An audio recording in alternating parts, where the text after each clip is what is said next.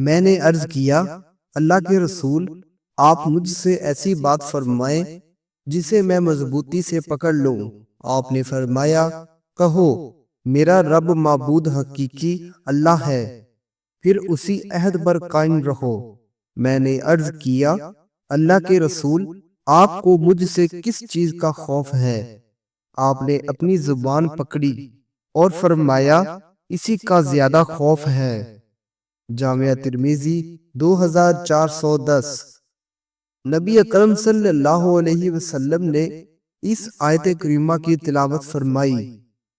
جس دن لوگ رب العالمین کے سامنے کھڑے ہوں گے، اور کہا، اس دن لوگ اللہ کے سامنے اس حال میں کھڑے ہوں گے کہ پسینہ ان کے آدھے کانوں تک ہوگا۔